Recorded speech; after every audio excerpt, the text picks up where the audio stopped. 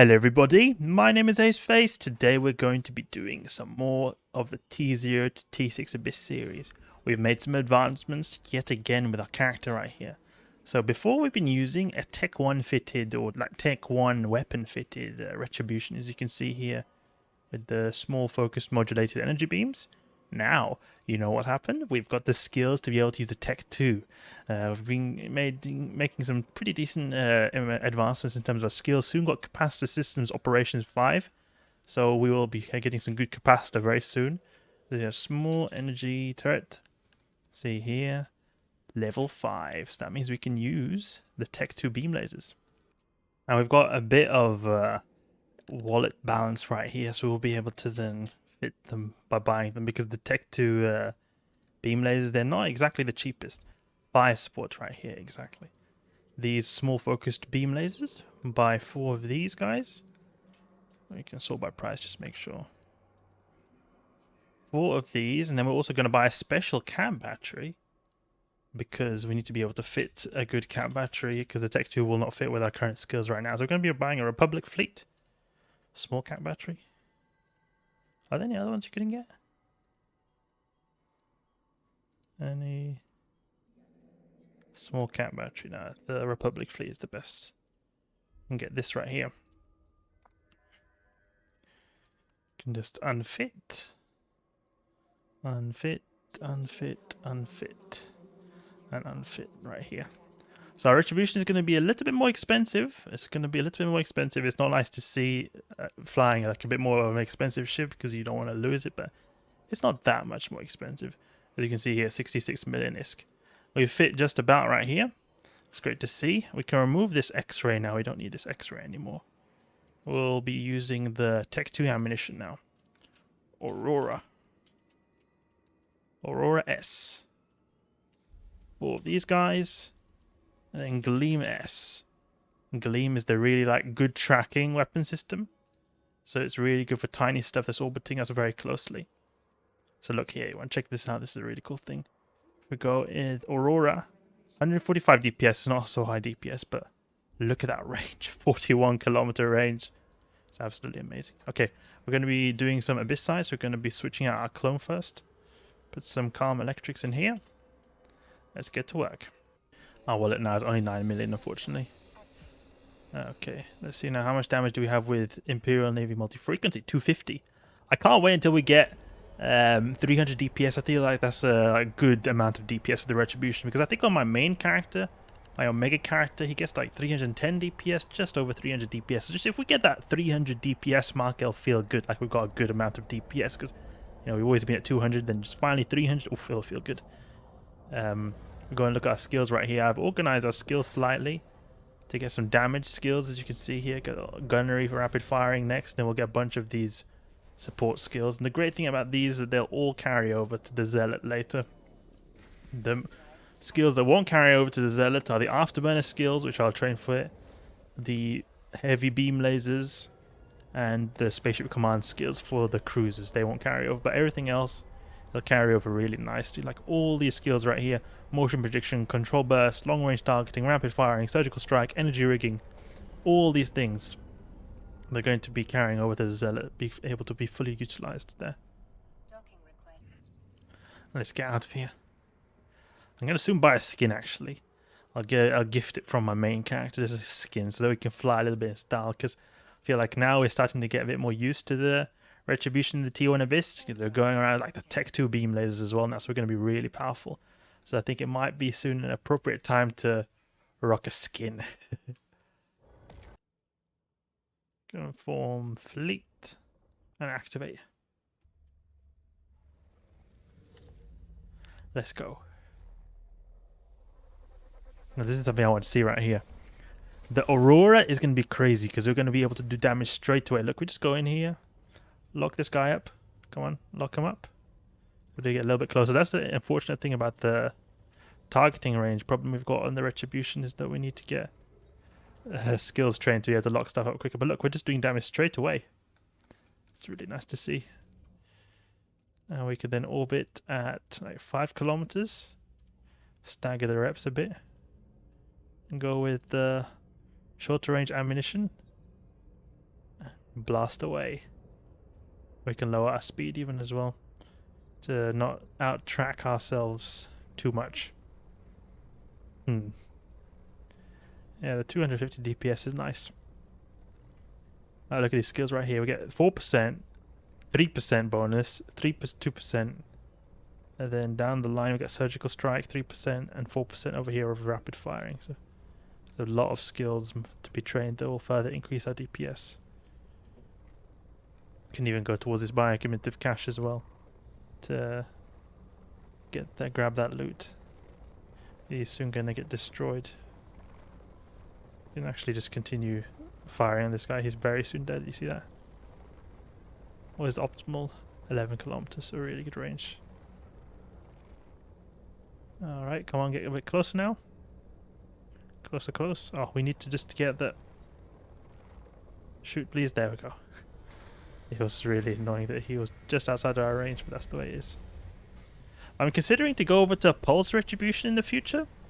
It will be nice because it will be a lot higher damage. The thing is, we need to get more skills because the pulses were going to be so hard to do any kind of like damage with the short range. So we need to train our skills here to get a bit further range on our weapons. Then we might go to pulses because pulses, they do more DPS, so we'll be getting through the battleship waves easier. And also the small waves, they'll also go a bit quicker because we will have like better tracking. So these rogue drone frigates will have a lot easier time tracking to them. So usually it'll be better. The only issue is that we won't be able to do damage straight away like we're doing now. Like the way we're hitting now, it would take a bit of time until we would be able to do damage. Okay, let's get one volley in here and the bioaccumulative cache popped. There we go, and start shooting there. And another thing is that when we're going a little bit side to side like we're doing now, we're at like 10-kilometer range. It's going to be also hard with pulses to be able to hit. We can still perfectly hit with the multi-frequency on the other hand. So you have some benefits and downsides, but I think it will be a bit quicker to go with pulses when we get more skills. With the lower skills, I think it's better that we go with the beams. We'll just be able to feel like we'll be a bit more reliable there. And we'll also have better kiting potential as well if we ever feel bad with the tank. Because if we're going with pulses, we're going to need to be point blank range. We're going to have to be fully tanking everything. So it can be, I guess it could be at times be a little bit scary. You just want to be a little bit careful there. Go on, get a little bit closer. Where are they going? Standard. Shoot, shoot, shoot. There we go. Go to the origin conduit. We can also try something here. This guy is very close. We can try using Gleam. High tracking ammo. Oh, it's hardly hitting at all. Where's our range? It's got very short range. 5-kilometer range. If we are able to get some hits, they see that 500 penetrating shots, so it's no joke right there when it hits. It's just quite difficult because even though it's got better tracking, it's still not got amazing tracking. We're still using beams, which naturally have bad tracking. And then you combine that with it having very short range, it's not always the easiest to hit. Like a pulse is really good because you've got short range like Gleam, but you've got a lot better tracking and a lot more DPS. So pulses overall are better for these kind of tiny mosquito waves that like to be really close to you. Okay, and then we'll go with Imperial and Multifrequency. What's the range? You can keep a range from this guy. Just blast him to pieces. The Multifrequency. We're hitting? Yeah, we're getting some good hitting shots, okay. Otherwise, I'm thinking maybe we could get a bit closer with the Gleam, but I think Multi-Frequency will be better. Because these guys are bouncing in and out of range since they're very quick. I mean, it wouldn't surprise me if we're able to do T2s, but I feel like for the risk, I don't think the reward is worth it, because I think we might get a slight increase in our loot by going with the T2s, but would take so much longer to do, so that in actuality I think that the T1s might give about the same, and in some ways might even do better if we're doing the spawns very quickly, because the battleship waves have so much more tank in the T2s than the T1s, so it'll take a much, like the completion time will be much longer there. So I think the T1s are just going to be overall better because they're going to be more relaxing, and I don't see the increase in ISK being so big that it'll be worth it. But I know that there are people who would like to go and aim for the T2s. I've seen people do them worms and that kind of stuff. So it's definitely an option, but I feel like when you account stress, risk, and reward into the equation, I feel like it's just overall better to go with the T1s, or at least at this point in my character's career, because we've not got max skills. We could, get more skills and be a lot more proficient with our ship, and then we'll perhaps the difficulty of T2s would be a lot easier, and then the risk will be obviously lower. Same thing with the stress as well. Because I mean, you can do a lot of risky things in EVE Online, especially with the Abyss, but for like prolonged gameplay periods, I feel like having my brain go at 200 miles an hour for an extended period of time is quite exhausting.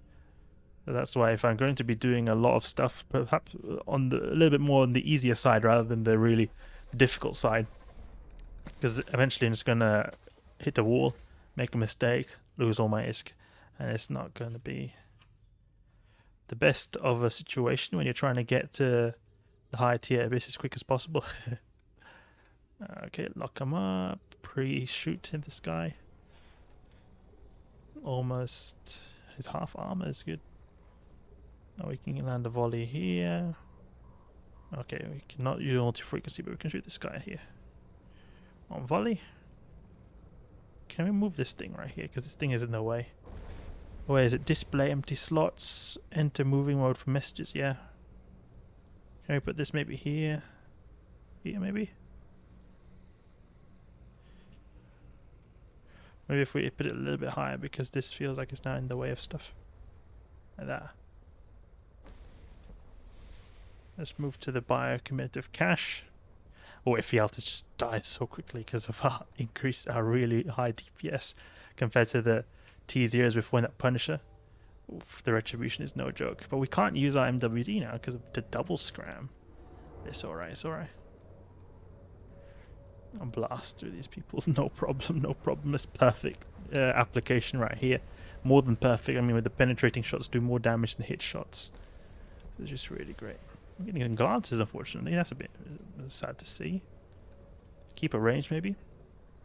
Be a bit further away. Smashing shots. Oh, 800 damage. Won't go to the transfer conduit. Come on, come on, come on. Activate MWD. Yes, let's go. Completion time, we're in a little bit less than 2 minutes. Change to the ammunition of Aurora. Strike grip tessera. I'm able to zoom out so much. I think there's a glitch going on right now that you're able to zoom out a lot, because you are not supposed to be able to zoom out this much in the Abyss. It's not supposed to be the way it's experienced. It's supposed to be experienced like in a close proximity camera, as far as I understand. Okay, let's get in range of this guy right here. I think we might be able to go with multi-frequency now that our skill's a little bit better. Orbit, 10 kilometers. You just orbit really quickly. Penetrating shots even. Great to see, and he's missing a lot. Orbit at 10 kilometers, I think that's good. Orbity orbit, because he's still not able to track since his weapon are very like short-range weapons, and then also we're going like a little bullet right here. MWD, reduce signature radius because of the assault frigate's natural bonuses. We're just absolutely crazy right here with the Retribution. The Devoted Knight is a cruiser that causes a lot of problems for the frigate and destroyer Abyss pilots because it's got pretty good tracking. If you get really close, it's going to nuke you to death. I think even webifies. Here, I think the strategy will be to just orbit just outside his web range and nuke range. And then you're able to just blast him to pieces. Because then when you're still orbiting at a certain range, you're still going to be able to out-track the guy. Just when you're not neutered out, obviously, because that's going to be a big problem. Okay, destroyed the Rogue Drone Battle Cruiser in no time. Remember when I destroyed my first Rogue Drone Battle Cruiser in the first T1 Abyss site I did in the Retribution? It didn't go so well because my skills weren't that great.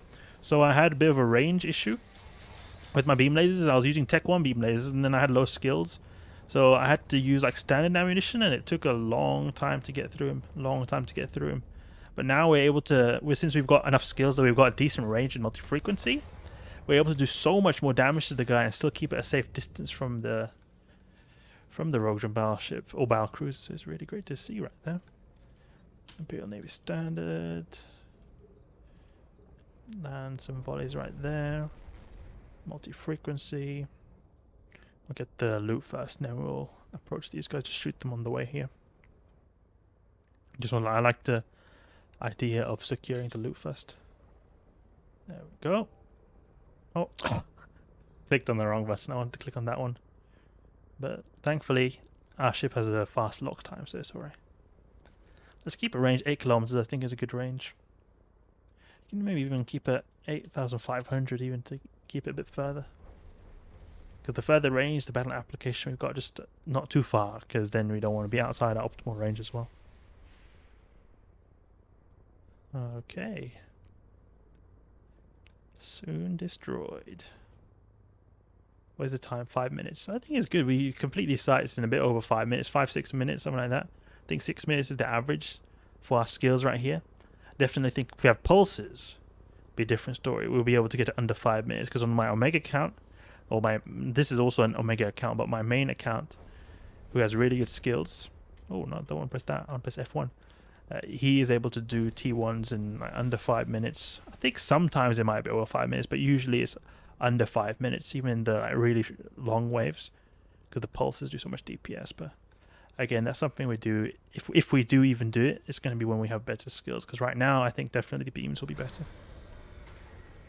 Okay, a second T1 done in 5 minutes and 40 seconds. Retribution going crazy. 9 million is racked in right there. Pretty great to see. Yeah. This ship right here is a little beast, the Retribution. A little beast it is. I used to be able to do, back in the day, before the new Abyss spawns were added, like Marshall, Kikimoras, and Angels, I used to pretty easily, it was quite relaxing to do T3s in dual Retribution setups. And actually a decent amount of ISK. It was nice to do. I don't know how viable it is now. I think you can still do it, but I think it's a bit more difficult now when you're with those new spawns, because they apply very good to small stuff. So it's a bit more difficult in general for the small Abyss tiers. Okay, we'll get our filters up right here. Move them in here, otherwise that could be something to do. Have a guy with another Retribution farm together the T3s. Okay. So there we go. A little bit of farming in the Retribution, upgrading to Tech 2 beam lasers. Amazing, amazing. Making progress all the time. It feels so great. Even though it's very, very subtle, very tiny steps, it still feels satisfying to just get a little bit better. That's something I like a lot about EVE Online. That there's always slight little ways you can improve here and there. Hope you guys enjoyed the video. If you did, please leave a like and subscribe. I'll catch you guys later.